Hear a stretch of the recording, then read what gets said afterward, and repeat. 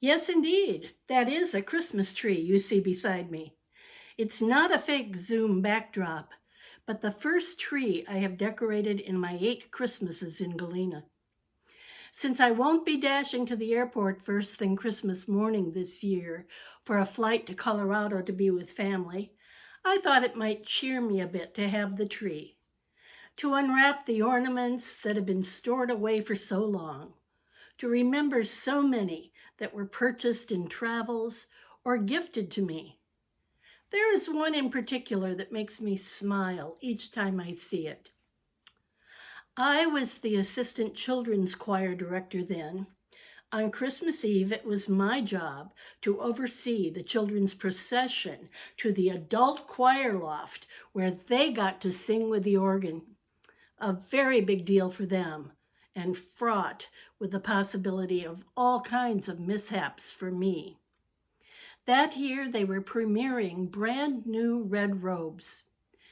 I remember how they seemed to transform from their wiggly selves into a choir of angels right before my eyes. One girl proudly presented a gift to me and waited anxiously while I unwrapped a brass ornament, an angel with a trumpet. Then her eyes got very wide and she said, "Oh, Mrs. Hopewell, are you a Christian?" Almost immediately she giggled, looking at me there in our church in my choir robe.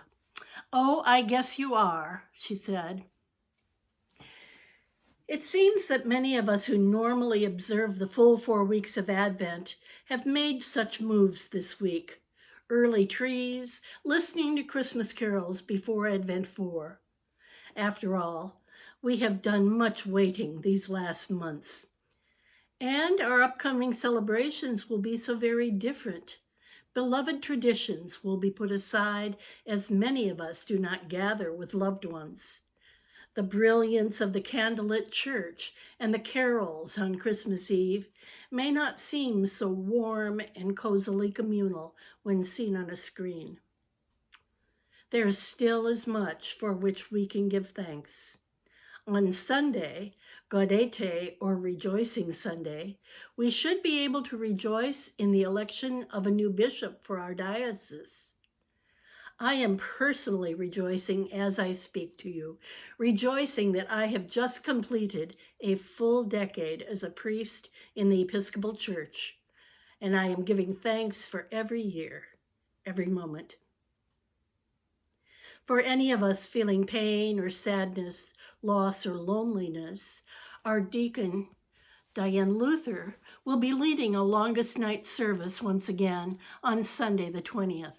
It's sometimes called Blue Christmas, and is meant to acknowledge these feelings at a time when it seems that everyone else is happy.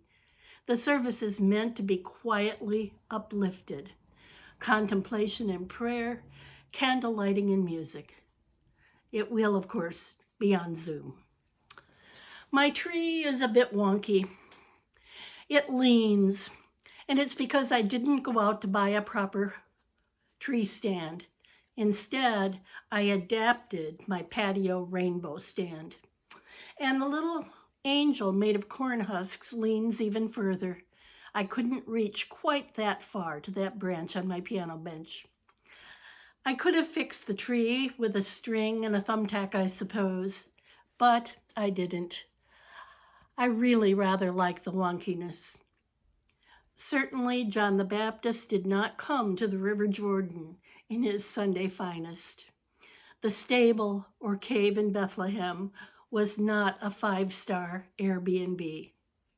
And in our life in 2020, when people are dying and losing jobs, when there is such dissension and serious differences on how we should live, these things cannot be fixed with a perfect fake backdrop. And yet, Christmas will come this year. We will hear the song of the angels, if only on Zoom or YouTube. We will rejoice in the gift of the incarnation, Emmanuel, God with us.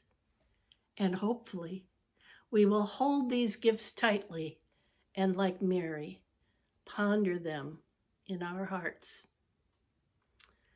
See you in church on Zoom.